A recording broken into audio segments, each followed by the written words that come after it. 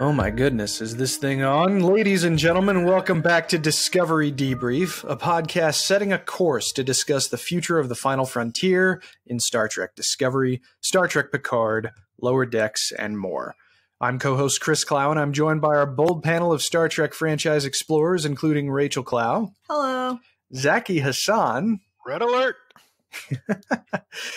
And Cicero Holmes. I've got two dogs, number one and number fun.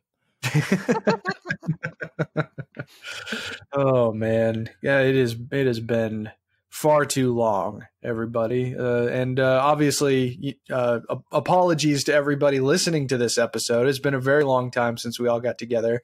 I can't apologize enough for that, but we are back for a very good reason, and that is that for the first time since 2009. The Star Trek canon is pushing forward beyond the year 2387, and we're getting more than just a couple of small glimpses at what things are looking like from an alternate reality. We're, of course, here to talk Remembrance, the very first episode of Star Trek Picard, marking the return of the intrepid former captain of the Enterprise D&E, Jean-Luc Picard himself. But before we get into the episode discussion, obviously it has been a very long time, and before we jump into catching up, just wanted to give a quick mention to my good and unfortunately departed friend John Beerley. I love him, I miss him, we all miss him, and we'll be saying more about him probably in other venues. I know that some people from Discovery Debrief came here because of some of my previous work at Modern Myth Media and Batman on Film, which was, of course, beside John. So we're all heartbroken by his passing, and we'll be saying more in the days and weeks to come. But we do have some Star Trek to talk about, and we should throw it to the rest of our panel to see exactly what they've been up to since we all got together last. So I want to throw it first to Zaki for a number of reasons. You were initializing, let's say, your Star Trek franchise order rewatch. So I want to know about that. But I also it's been a long time since we've had a conversation. How are you doing and what have you been up to? Oh man, just keeping busy. It's been very exciting over the past year. Since last summer, I've been doing film reviews for the San Francisco Chronicle. I can't remember if we talked about that on this show. And that's been such a fun thing for me just because I love writing about films and stuff. But the added bonus is I get to write about geek stuff. And in the past 6 months, I've written about, Stargate and Blade Runner and, The West Wing and all the fun stuff that I would write about anyway. Excellent. But I'm doing it in a newspaper. It's so weird. That's awesome. Crazy. Per the Trek rewatch, I had reinitialized and then I hit pause briefly for various just time reasons. But this past week, getting ready for the new show, I did revisit Star Trek NEMESIS. Really? Yeah. And Chris, you will be happy to know I didn't despise it this time. Really? Oh wow. Yeah. This is a momentous occasion here on Discovery Debrief because it's always the source of such ire. And granted, and I think I've said it before, I mean, it's certainly not my favorite Star Trek movie. Sure. I just tend to find enjoyment of some aspects of it more than other people. But we're going to have a more in-depth conversation about, I keep saying that, but especially now that Picard is here and is happening on a regular basis, we might have to do that maybe after the season's over. Well, and to be honest, Picard is at least partly the reason why I didn't mind it as much this time, because I think what always kind of irked me is that was the end of the road for Next Generation. It was kind of a weak sauce way to warp into the sunset. Mm-hmm. And this, it's like, well, no, it's just kind of, it's like a bump in the road maybe, but hey, there's more story to come. Absolutely. Well said. Well, I'm looking forward to having a more in-depth conversation with you on that topic, but that's interesting. That's very interesting to me. Cicero, my friend, yes. How the hell are you? What have you been up to? And how's life? Life is great. Life is what you make of it. And I try to have a good time all the time, even when bad things are happening. So, We just discussed some really weird things that happened to me in my past that I could sit back and laugh at. How much of a doofus I am. But like right now, man, a lot of my time is dedicated to rolling dice in Dungeons and Dragons with my team over at Rivals of Waterdeep. And I just finished my first ever chance of DMing. I was the DM for our 5th season. And for those of you who are looking for a new D&D stream, I would recommend checking it out. But you could listen to my season, but my season is very heavily dependent upon the past. So I would also recommend that you listen to the previous seasons before jumping into mine. They're good, trust me. And each episode is only 2 hours, and our seasons are only 10 episodes long. So it's not too much of a commitment. It's a commitment, but not it's not a 4 or 5 hour commitment per episode as is some of the other ones are. And I am playing another actual play. I'm doing another actual play stream called Teens in Space. Oddly, kind of topical. And that's on Wednesdays on Twitch. Cool. So yeah, check my stuff out. As far as Trek stuff, as the last time we spoke, I was doing a reverse broadcast order rewatch of Star Trek series. And I was in Deep Space Nine. Last time we talked, I think I was still in season 4. I haven't made a lot of headway, but I am in season 5. I'm halfway through season 5 now. So I have gotten to the infamous Tribble episode of DS9, which was great. And but O'Brien and Kira have not had their baby yet, so we're somewhere in that range. Additionally, how I've been engaging with the franchise has been playing the mobile game Star Trek Fleet Command. Oh, really? Yes. It's one of those resource time allocation games, strategy that is deeply ensconced in the Kelvin timeline, uses assets from that franchise, including the theme music, and all of the characters are all the Kelvin representations of all of the characters that we saw from those films. And it oddly enough has in-depth, I'm not sure if it's compelling, but they're very in-depth storylines within all of the missions. So it's definitely a lot of fun. If you enjoy those kind of time and resource management games on your Android or iDevices, I would recommend checking it out. Good to know. Yeah, I've been thinking of downloading it, but sometimes those things trap me pretty hard. But maybe with your recommendation, I'll give it another look. Rachel, hello. Hello. How are you? Good. And what you been up to? Well, Chris, I've been nothing much, just growing a baby. Your baby. Yes. I remember that. that old card. Growing a baby, writing my PhD dissertation. Yes. Trying to see. So 2 babies. Yeah, exactly. Yes. That's what I was going to say. Like, we'll see which baby is birthed first. Probably the human one. So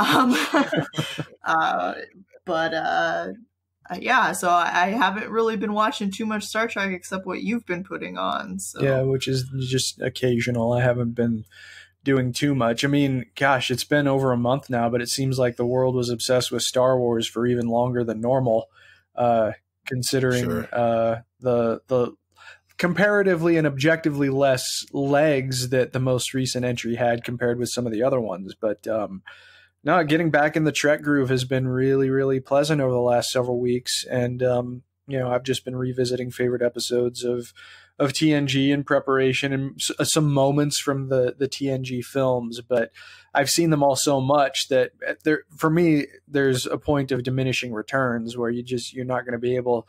I've scraped the barnacles off of all of that stuff. I'm not going to be able to get any more out of it until I actually get some new material. So obviously the premiere of Picard was a very pleasant occurrence, but let's move along to that. We have a whole episode to discuss, a lot of things to talk about with it. So let's talk about season 1, episode 1 of Star Trek Picard, Remembrance.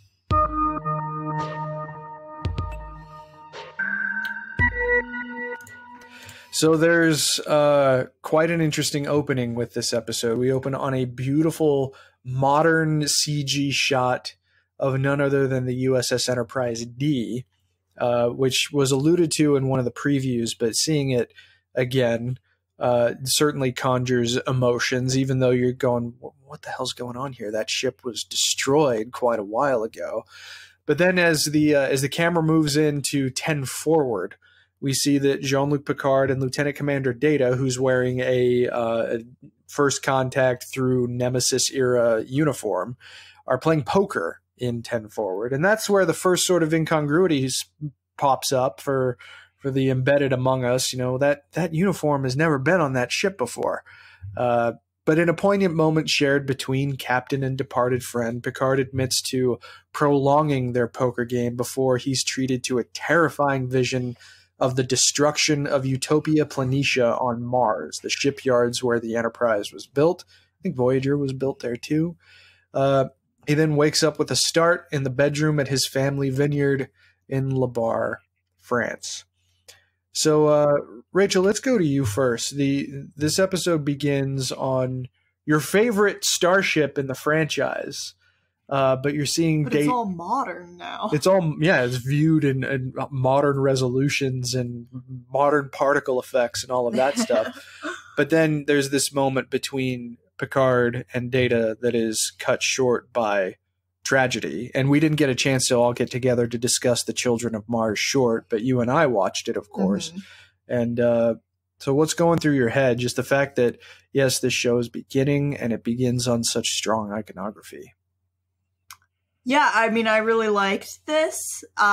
It was because it really made me feel nostalgia without making me feel like it was pushing nostalgia buttons excessively or unnecessarily. Mm-hmm. I think when you have sort of the flashbacks to a beloved character, beloved starship, in a dream like that, and it turns into a nightmare, it's just it was just a very clever way to work those things in without kind of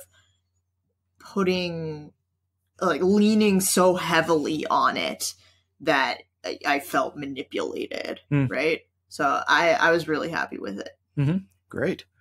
Zaki, you see the Enterprise D for the first time conceivably since 1994. Well, I guess 2005 technically, but you're seeing it again. What are these thoughts that are being conjured as you're starting to watch this episode?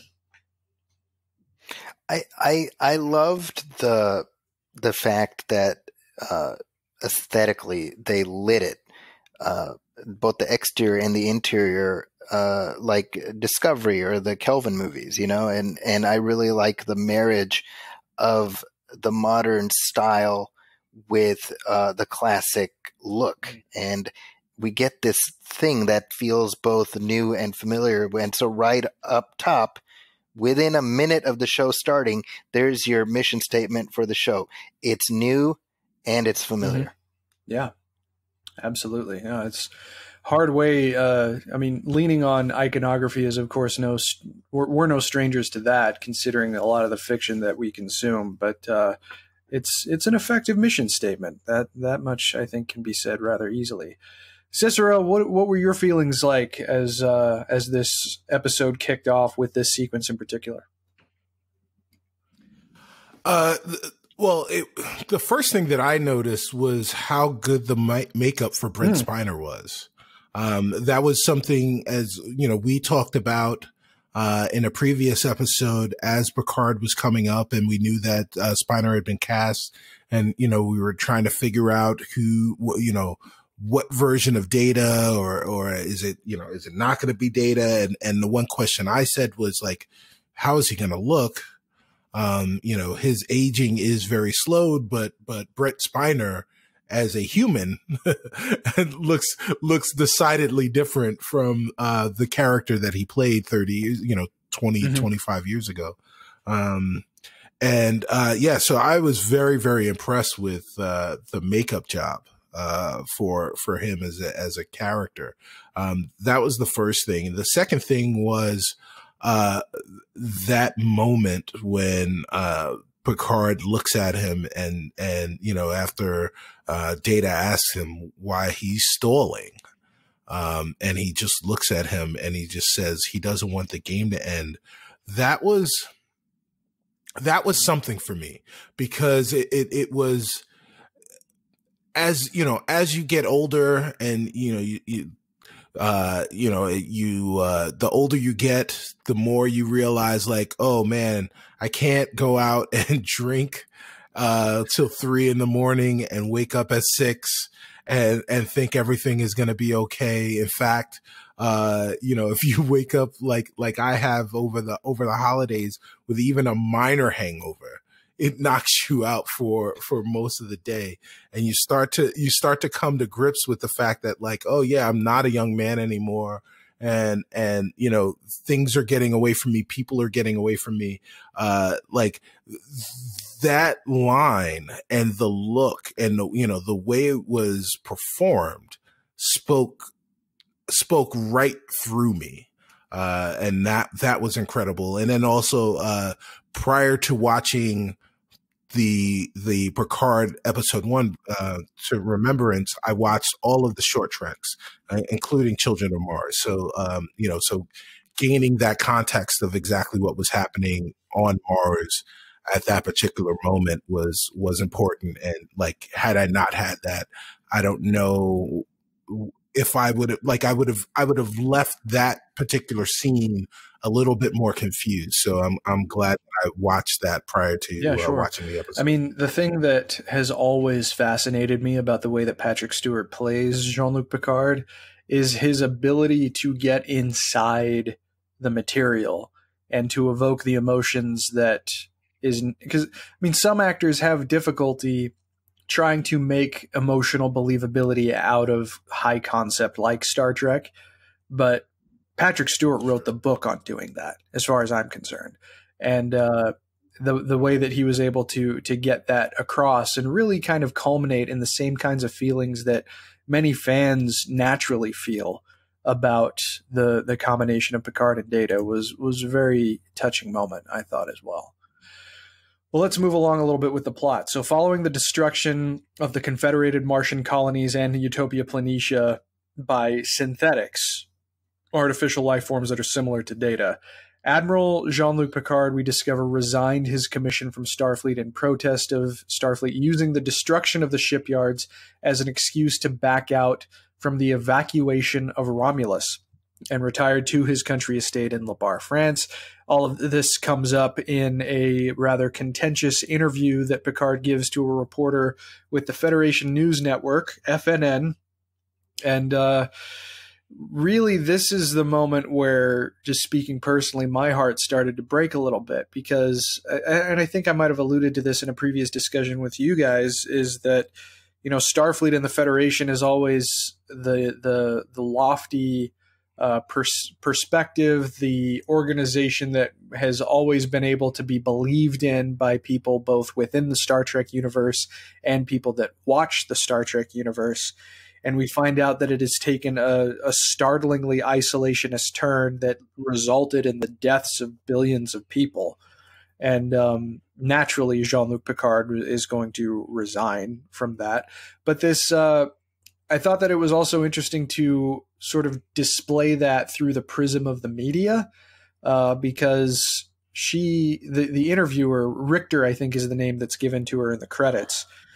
She even says, she corrects Picard by saying, well, Romulan lives were lost. And he has to correct her back saying, right, no, lives. And that was rather shocking to me.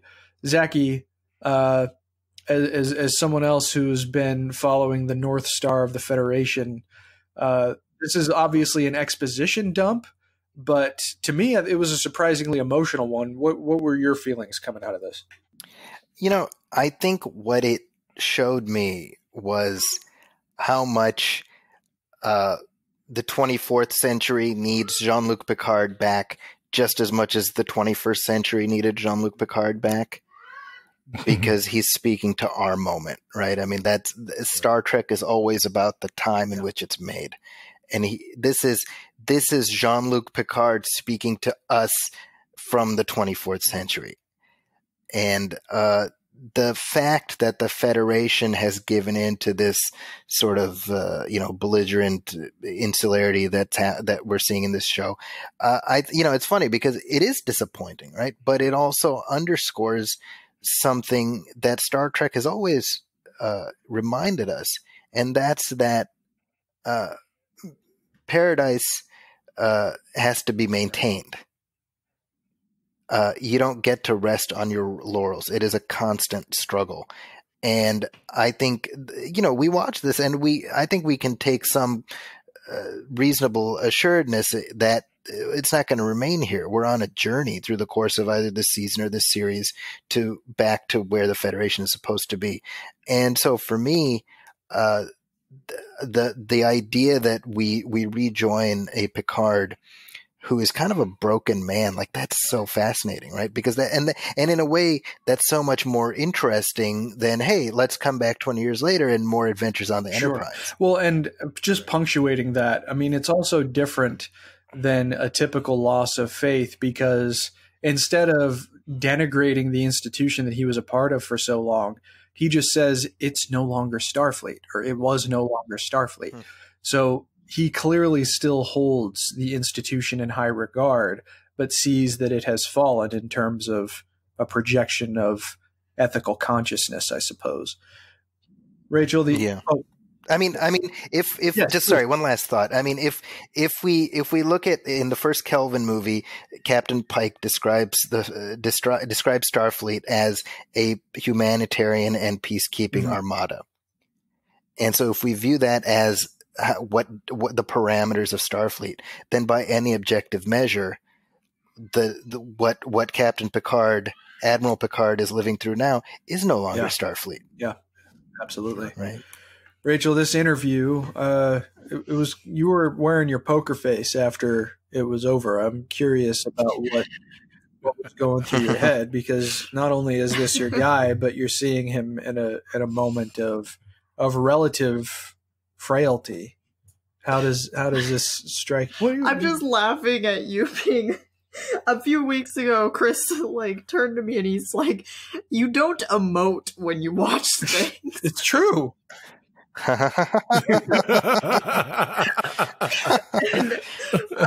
sorry, because you're right, and I have no explanation. I mean, I know it doesn't preclude that you feel things inside, but now I want you to let that stuff out. Yes. Yeah. So you told me about this because you saw it as a clip. I actually heard it on an NPR interview with Patrick Stewart. Yes. Right. Okay. So I had this recounted to me, and when I heard it, I didn't like it. I was like, ugh. But then when I saw it, what I mostly felt was relief, because I was like, this is really great and makes sense and it feels relevant. Right now is a moment in which our institutions sort of lack moral leadership. Mm-hmm. And so we're being introduced to an analogous situation in the future. Mm-hmm. And so I'm okay with it. My initial reaction was like yours when I heard about it, was like, oh, but the Federation's supposed to be good. And yeah. But you know what? I like this. No problemo. All right. Very good. Cicero, what do you have to share just about all of these perspectives? So I much like what Zaki said, and it's something that we've echoed on the show in the past, that every Star Trek is essentially a mirror in the time in which it was made. And, we got something like that from Mira Lorca in his monologue towards the end of season 1 of Discovery. And we got some more of that in this interview. Also, not only did I appreciate the exposition that they were able to give the viewer during this interview, I enjoyed the world building that we got here, because for the most part, this is the first time in Star Trek where we get to see civilians. Obviously Picard is retired, but he's strictly a civilian. And, there have been a few times where we've had just civilian on civilian conversation in a civilian area. The Visitor comes to mind, and a couple of other places. But this was an opportunity for us to see what it's like for human beings or sentient beings in general to be a part of the Federation and not a part of Starfleet, not a member of Starfleet, and see what that life is like. So we've got a camera crew, we got someone doing makeup for the interviewer, we got to see the news network, and we're doing this all in this beautiful chateau, and on this vineyard. And that was really cool for me. That was really like, I love sci-fi because of, obviously some of the ideals and some of the things and the ways it inspires our ability to dream, but also gives us times for introspection about who we are right now and who we can be. And, that's something that Star Trek has always been, incredibly good about doing. But also I love when they take the time when sci-fi in general takes the time to show you what it would be like if you were just a regular Joe and happened to live in that time. And we got some of that in that moment. We got some of that throughout like the early parts of this episode. And I really enjoyed what we saw there, and it kind of set the stage for not necessarily what the series is going to be about, but it gives us a sense of what being a part of the Federation is all about. So I enjoyed that. Excellent. Well, let's move along with the plot. So in Greater Boston, and I didn't realize this. I didn't see this in the moment until I actually looked up some of the references on Memory Alpha. But apparently, in the establishing shot of late 24th century Boston, there was an ad for Cassidy Yates Freight Shipping, which I greatly appreciated. Huh. Yeah, I thought really that's kind of a nice little nod. We're not at pedantic continuity time yet. We'll get there, but. Right. So in Greater Boston, a young woman named Daj is enjoying an evening with her Zahian boyfriend when Romulan assassins transport into her apartment. And at this point in the plot, it's not clear that they're Romulans, but it will soon become clear later in the story. They are Tron. They're Tron legacy extras. Resemblance. Yeah, you're right about that. There's a resemblance, but and they fight for Lord. the user. And did they ever fight because they killed the Zahian boyfriend? But before they can actually kill Daj, they put looks like a shroud over her face. But something activates in her, and she snaps into action and kills all of the assassins. She then quickly experiences visions of Picard and seeks him out after seeing him being interviewed on the Federation News Network.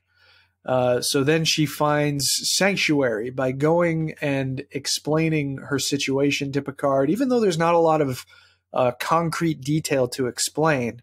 but she soon runs away out of fear of bringing harm to the Admiral. And Picard is all the more welcoming and meritorious as we've ever seen him, and magnanimous in welcoming her into his home to provide a semblance of protection and safety. But there is something about her that's familiar. So Picard calls on the Starfleet archives, and he goes into, it looks sort of like a personal storage unit in the Starfleet archives. We're treated to a bunch of different mementos from his time aboard the Enterprise D and E and his time aboard the Stargazer. And he discovers inside a painting that Data made 30 years previously. So this is in 2369. This is during around season 5 of TNG. And the painting is titled Daughter. And it bears a female figure that resembles Daj.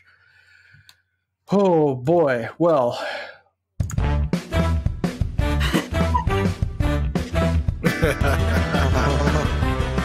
It's pedantic continuity time.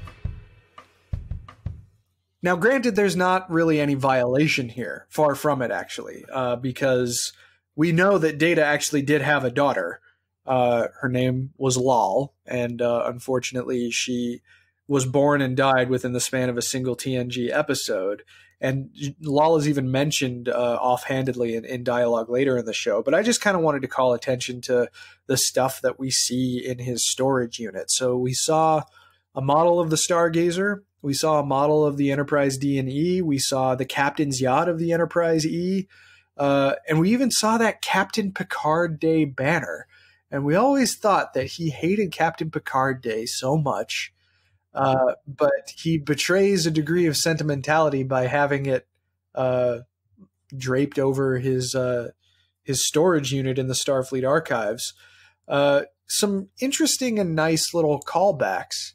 But what are the thoughts in your guys' head when you start to understand that there's a solid kind of familial connection that we don't really understand the details for between Daj and Data?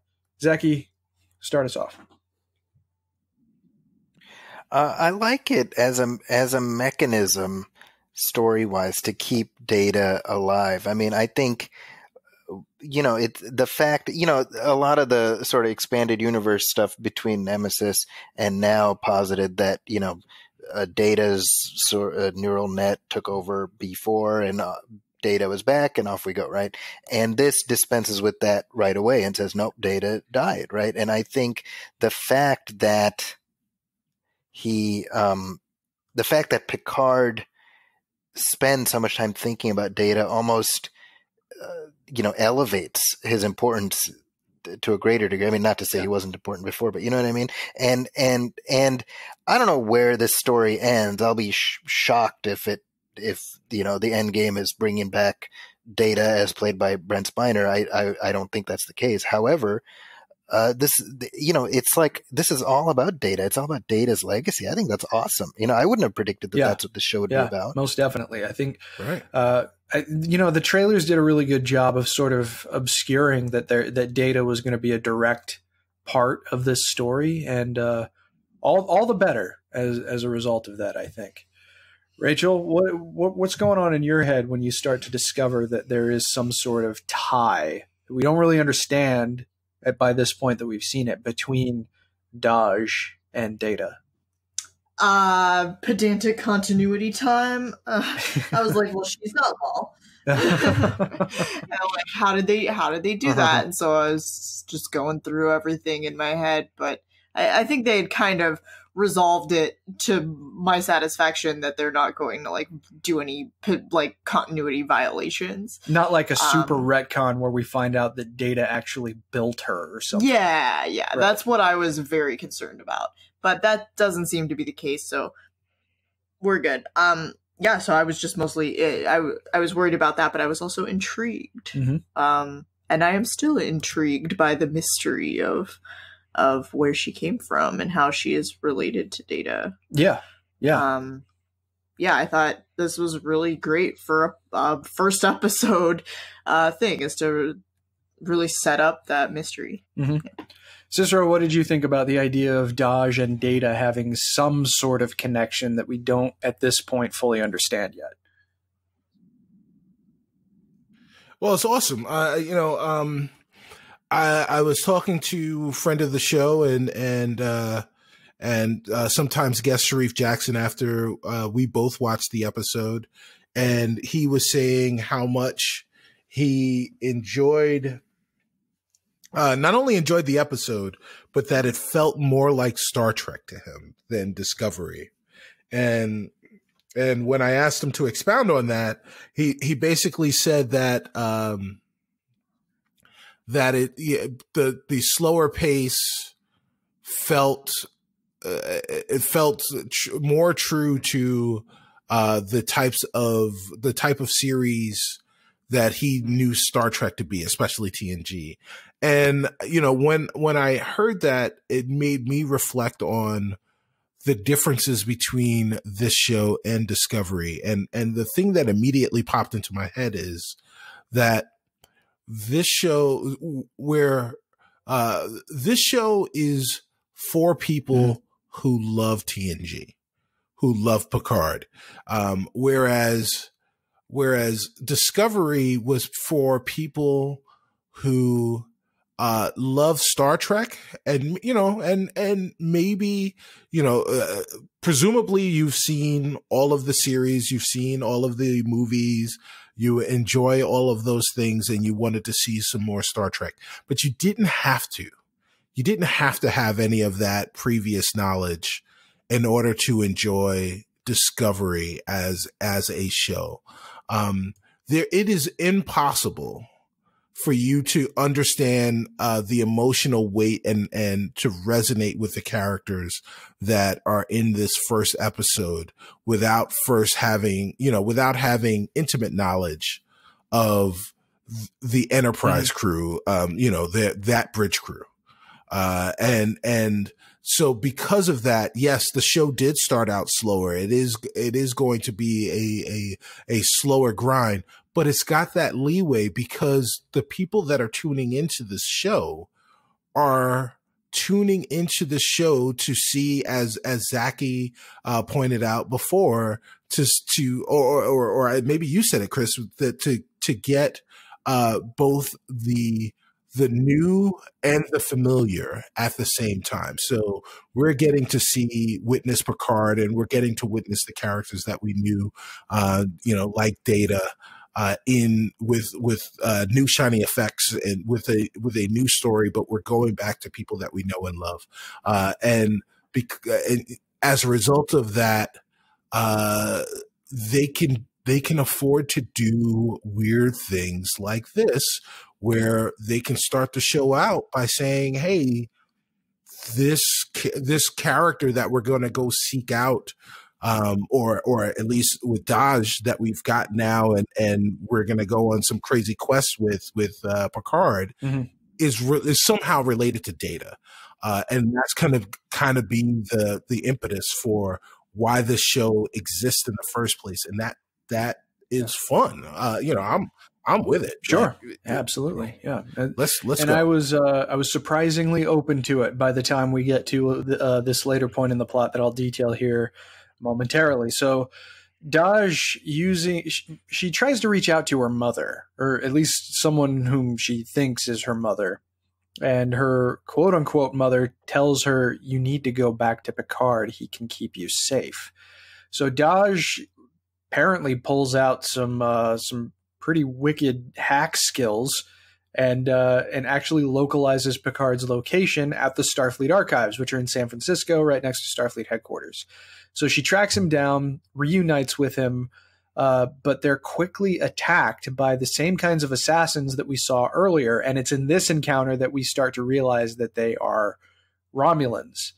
She kicks the living crap out of all of the assassins, but one final assassin who it looks like he bites a poison capsule, or an acid capsule rather, and spits it on Daj, and it proves to be fatal. And in a mass explosion, the Romulans are dead and Daj is dead.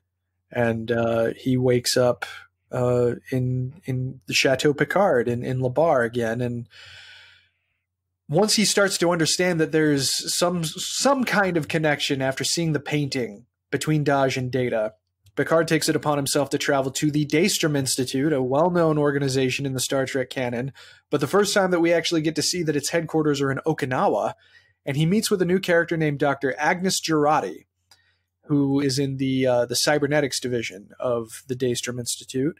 And she was the protege of another character that we all know too well from a rather classic episode of TNG called Measure of a Man, named Bruce Maddox.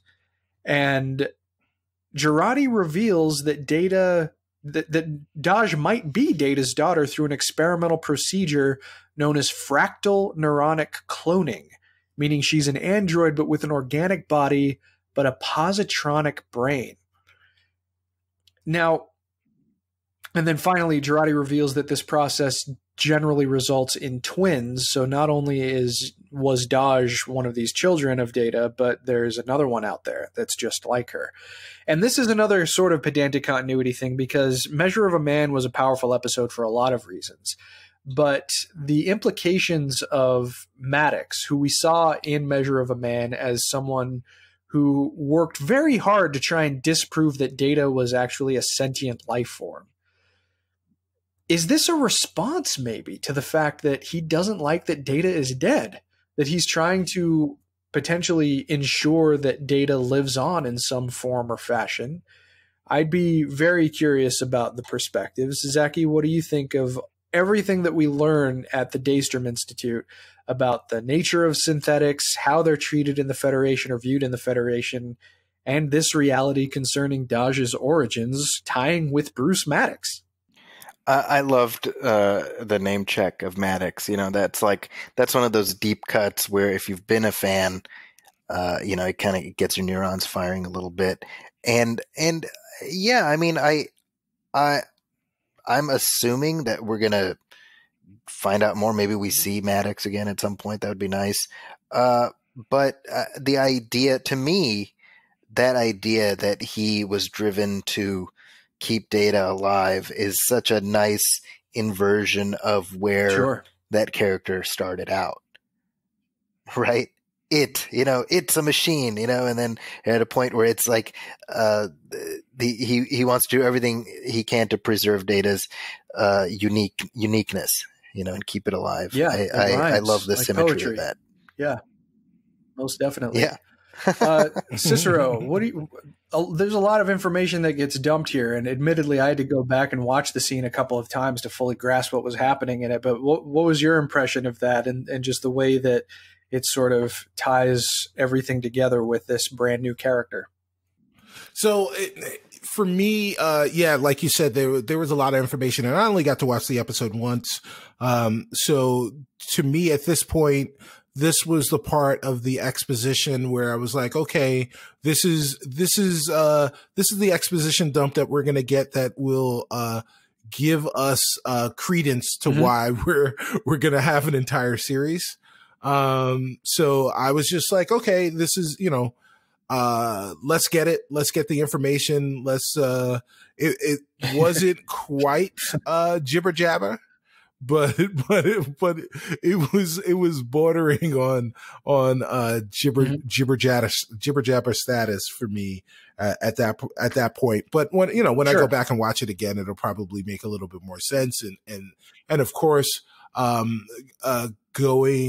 sure once I rewatch this after the series is over, it will probably hit a little bit harder, again,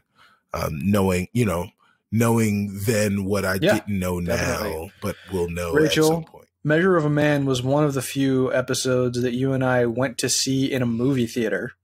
Yeah. I think, and you're a fan of Data's Day, I think, in general. I like Data's Day. And so that in that episode, of course, we find out that Data and Maddox are actively corresponding. So, Data is not capable of holding a grudge, and he's apparently struck up some kind of a friendship with Maddox by that point. What does this revelation, I guess, put on what we've known previously about Maddox? Yeah, I mean, I'm a little concerned about it. Not, from a quality standpoint, I'm concerned. But that in Measure of a Man, Maddox he wanted every ship to have an android. Right. Right? He wanted to sort of use them as a tool. Mm-hmm. And I'm just wondering if this is maybe hinting to us at the role of, you know, the quote unquote synthetics or whatnot in the current Starfleet universe that we're being introduced to, that maybe they were being used for slave labor to some extent, or are going to be, or something like that. So, well, and the way that you say that, so honestly, it never really occurred to me to doubt Maddox's intentions, but considering the last full appearance that he had, that's a perfectly logical reaction. And thinking about it further, this actually also kind of ties back to stuff that Voyager played with. I mean, I know that some people criticize Voyager for basically stretching out Measure of a Man into like 4 seasons worth of themes with the Doctor. But there was an episode of Voyager in which we saw, wasn't it a whole cave of Mark I EMHs as labor working in some kind of a mine, I think. I can't remember this. And we know, that Robert Picardo is going to be in season 2 of this show. And that puts a whole set of other potential expectations on this. But, man, there's a lot of different angles to this. So it'll be interesting to see how this unfolds both in this season and in the next one. I mean, the next season's already shaping up to be really memorable with the Doctor and now Guinan. We know that Whoopi Goldberg's coming back for season 2. So holy hell, guys, lots of stuff to look forward to.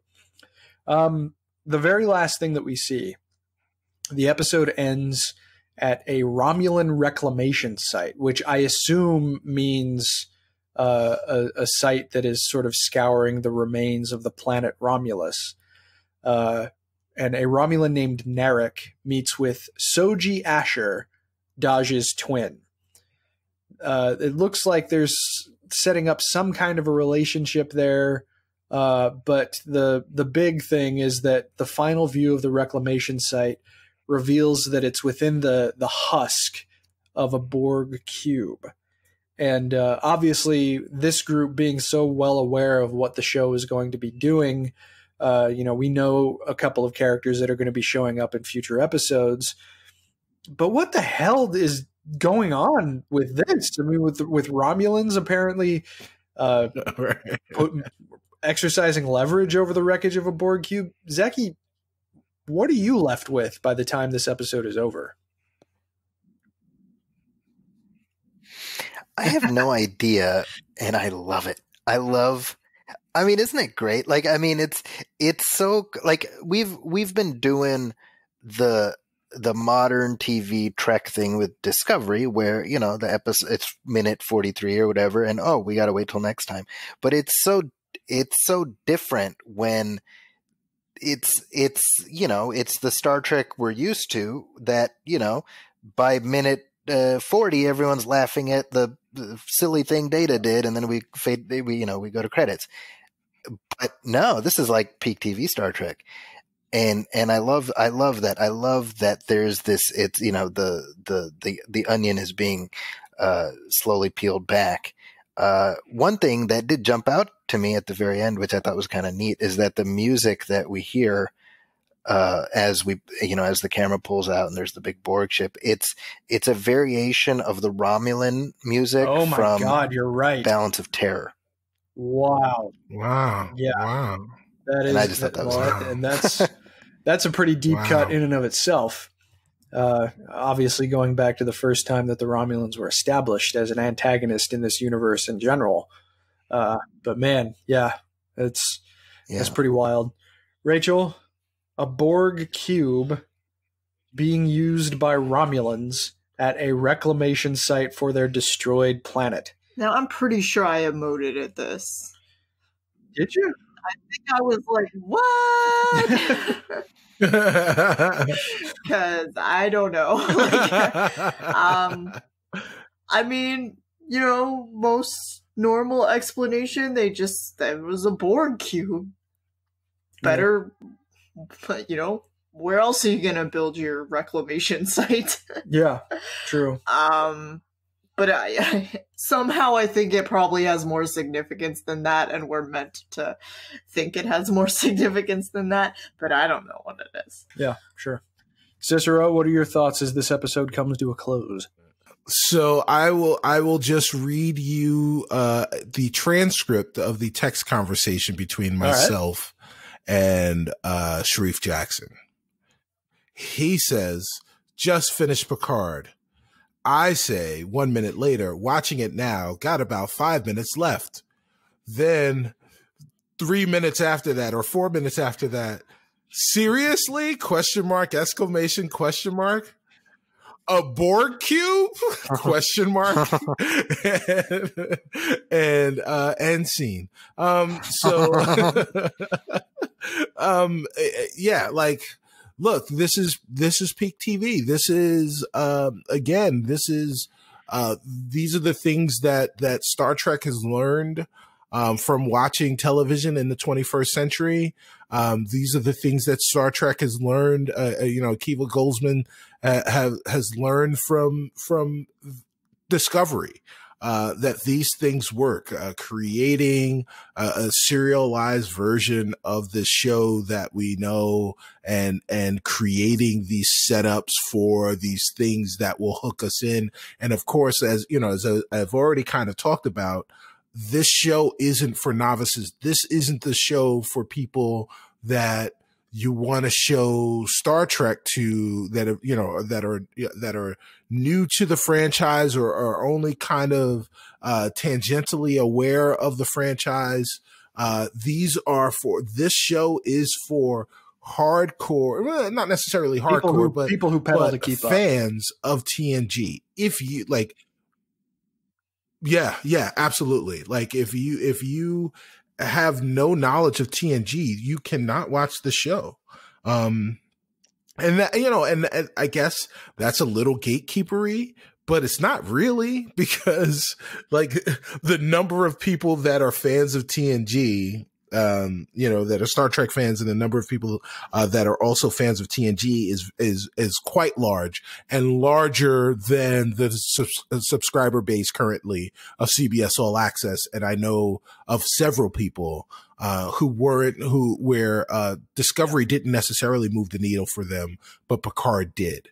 And for those people, this is perfect, right? Because again, like as we've already established, this is both the new and the familiar, and adding a Borg cube in there just pretends to great yeah. And I'm also curious, and hopefully we'll start to get a little bit more information just about the Borg in 2399, because as far as we know, they were pretty decimated by by Endgame, the final episode of Voyager. At least that's what we were led to believe was going to happen.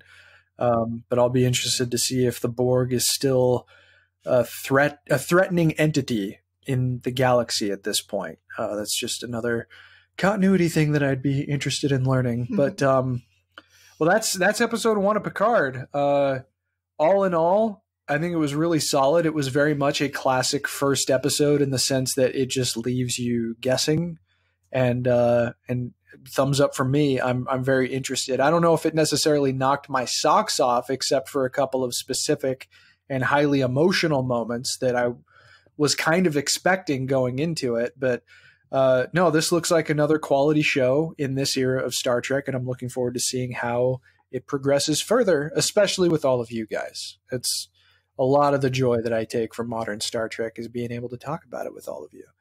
But yeah, so final thoughts on this episode as we prepare for episode 2. Cicero, kick us off. Yeah, so I would say that where Discovery was like meeting a first date with a potential new paramour, where they were puffing out their feathers and strutting their stuff to try and impress you. Picard was like reconnecting with an old friend. You haven't seen them in 10, 20 years, and you're just kind of catching up on things, and then you're getting to know about what's happening in their lives currently. And that's what we're getting now. And so it was a very different type of experience between the first episode of Discovery, the Vulcan Hello and Remembrance. The other thing that I'll say, and this is something that I really, really love from the showrunners of current Star Trek, is just how diverse they are, both in front of and behind the camera. We would be remiss, and I'm not going to allow us to not give them their kudos for the director of this episode was Hanelle Culpepper, who is who not only is the first woman to direct a Star Trek premiere episode, but she's the first woman of color to do so as well. By virtue of the fact that she's the first woman. So like that was great. And she had directed a couple of episodes of Discovery as well. But yeah, I mean, that was great. Potentially, or at least the quest for Curly's gold. If Soj is Curly's gold, she is of Filipino descent. Her Daj's boyfriend was not only a different species, but at least the actor itself was black. So I mean, like that was great. So you had two characters of color. One of the Romulans that is, one of the caretakers of Chateau Picard. Yep. It was of Asian descent. So, the interviewer, that, was very antagonistic was also a woman of color.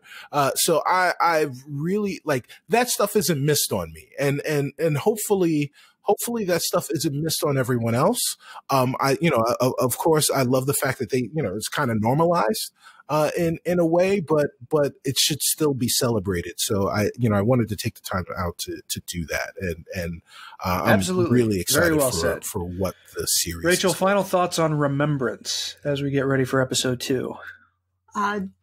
Definitely slower paced than Star Trek Discovery and much more to my taste, pace-wise. But you like Discovery. Yeah, I like Discovery, but something that I've said over and over again on this podcast is like, it's too damn fast. Can't keep up. And this felt far more to my liking. Sure. And so I'm really looking forward to watching more. And I wasn't completely sold on the show, I guess. Mm-hmm. I don't know. Like, I knew it was coming up, and you were excited, and I just wasn't feeling the excitement. And now I kind of am. So good for them. Yeah. Well, the episode did its job then. Yes. Yeah. Very good. Zaki, final thoughts on Remembrance to close us out. I just want to give props to Cicero for bringing up Legend of Curly's Gold, because I think that if you can weave in a City Slickers 2 reference into a Star Trek podcast, I think you're doing it right. And that's why Discovery Debrief is, it's a cut above. Yes, most definitely. Thank you, sir. Well, any final thoughts on the episode itself?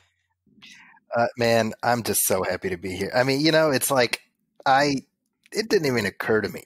Nearly 20 years later, here we are back with Captain Picard.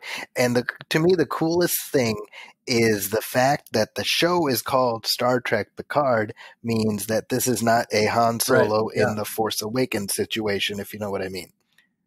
Right. I'm not sitting there waiting for him to fall down a shaft or something, and instead we get to see this man be heroic even as he is in the twilight of his years. And I think that's something that's refreshing, and it's something so perfectly suited to the Trek milieu, which is all about you can be a hero no matter how young you are or how old you are or what you look like, et cetera, et cetera. I think it's perfect. So you know what?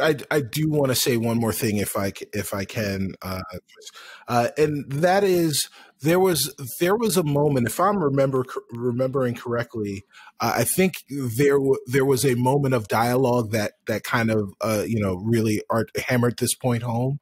But in the beginning of the episode, Jean-Luc Picard was frail.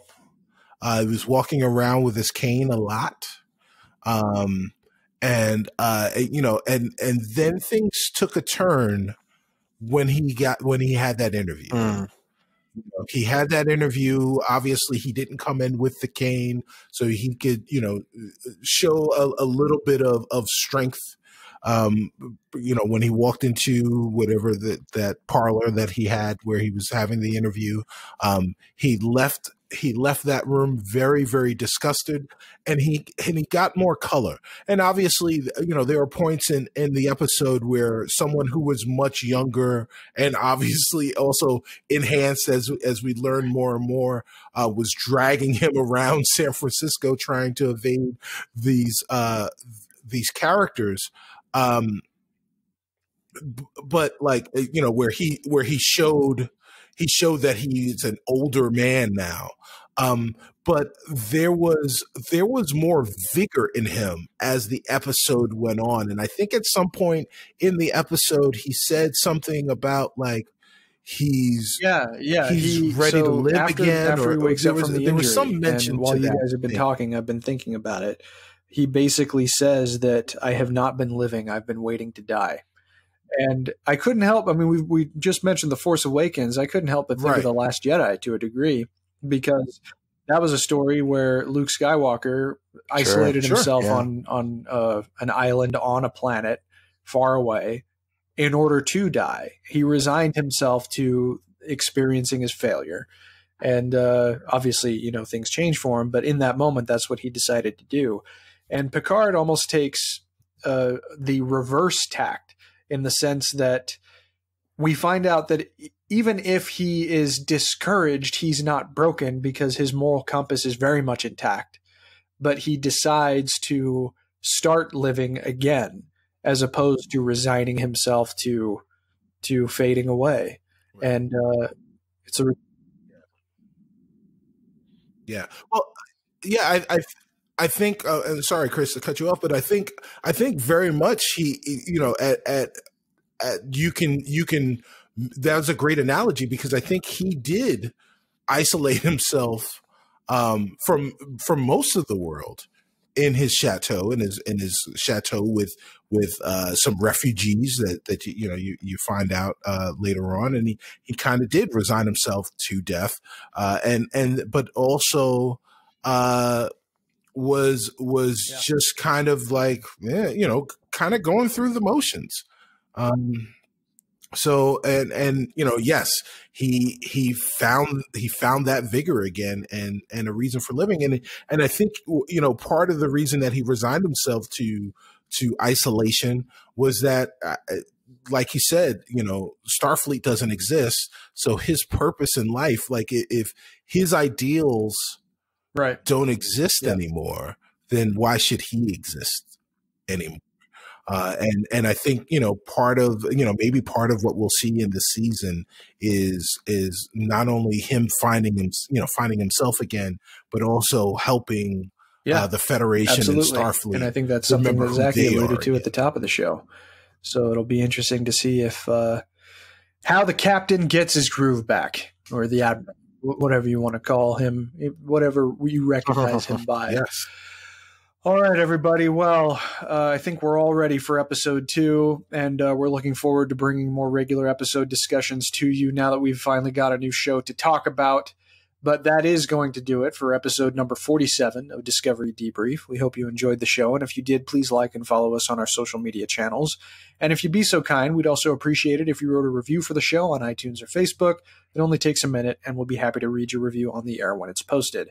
And I realize that I've got a little bit of a backlog. I've got to make good on that promise here, and I'll do that in the next episode. If you have any questions, you can follow the show on Twitter at DSC Debrief, where you can also find all of our individual Twitter handles. And feel free to send us questions through Twitter our Facebook like page, or by emailing us at hailingfrequencies@discoverydebrief.com. Please be sure to set your courses for this feed for the next episode of Star Trek Picard. As always, though, until we meet again, please go boldly, my friends.